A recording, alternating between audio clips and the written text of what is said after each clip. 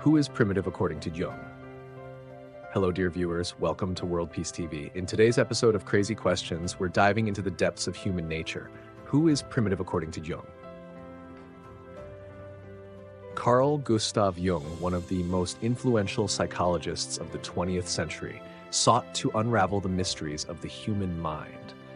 Although he started his psychoanalytic journey as a student of Freud, he eventually developed his own theories, introducing concepts like the collective unconscious, archetypes, and individuation into the field of psychology. According to Jung, the concept of primitive cannot be defined as simply as modern people might think. Being primitive isn't just about lacking technology or living in a prehistoric society. The real issue lies in one's relationship with their inner world. Jung's approach to primitiveness is closely tied to psychological development.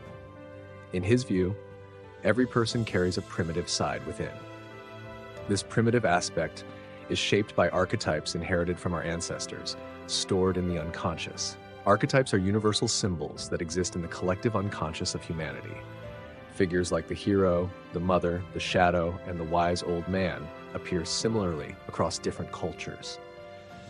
This shows that the primitive isn't just a relic of the past, but a reality that lives within us today. Jung noted that Western civilization often uses the term primitive in a derogatory way. However, he believed that primitive people have a deeper connection with nature and are closer to their instincts.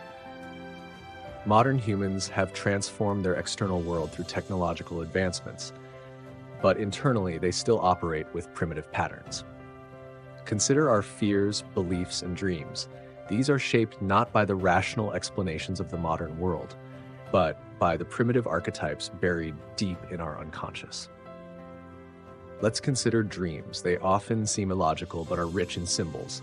Images like lions, snakes, or cliffs reflect primitive fears embedded in the collective unconscious. According to Jung, dreams are the language of the unconscious, and this language speaks not through modern logic, but through primitive symbols. So, no matter how advanced someone may be, whether a scientist or an intellectual, they still dive into the depths of their primitive mind when they dream. Jung's concept of the shadow also relates to our primitive selves. The shadow represents the parts of ourselves that we repress or refuse to accept, emotions like anger, jealousy, or selfishness that society deems negative.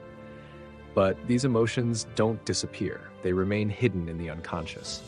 According to Jung, true personal growth comes from facing this shadow.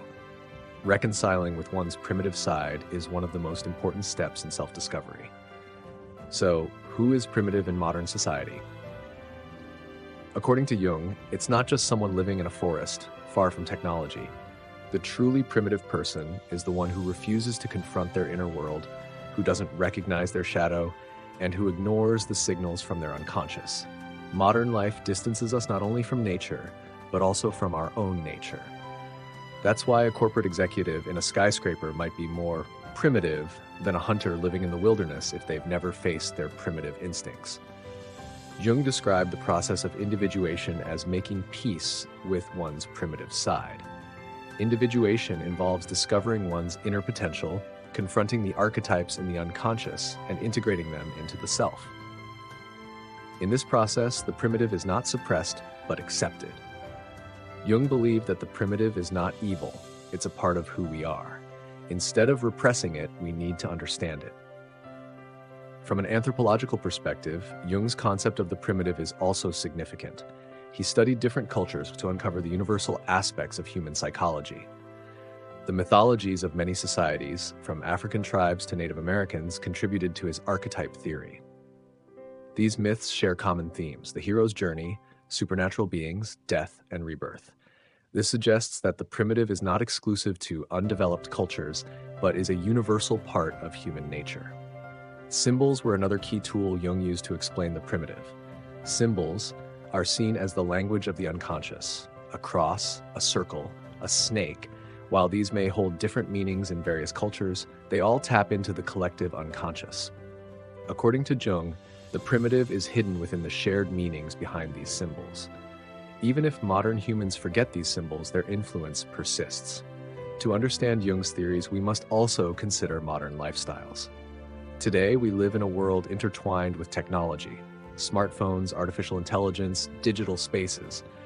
But the human psyche doesn't evolve as quickly. Our fears, anxieties, and hopes are rooted in emotions that have existed for thousands of years. A person working in a sleek office still experiences primitive fight or flight responses under stress because parts of our brain are inherited from ancient times. This proves that the primitive is not just a thing of the past. It's very much alive within us today. Jung was also interested in Eastern philosophies, particularly Taoism and Buddhism, which emphasize inner journeys. These teachings advocate for accepting, not suppressing, one's primitive nature. They aim to balance mind and body, consciousness and the unconscious. Jung believed this balance was the foundation of individuation. Politically, Jung's concept of the primitive extends to mass psychology. Crowds tend to react more primitively than individuals. People can lose their sense of identity in a crowd, acting more instinctively. This is why mass movements are easily manipulated. Jung observed that ideologies like fascism gained power by appealing to primitive fears within the collective unconscious. Thus, the primitive isn't just an individual issue. It can influence society as a whole. In conclusion, according to Jung, the primitive is not just a relic of the past. It's a living reality within us, a part of our psyche that we often repress or ignore, but that never truly disappears. No matter how advanced we become technologically, we remain psychologically influenced by primitive archetypes. So when we ask, who is primitive, the answer is simple: all of us. See you in the next episode of Crazy Questions. Stay tuned with love from World Peace TV and continue exploring your inner world, because perhaps the greatest discovery is facing your own primitive self.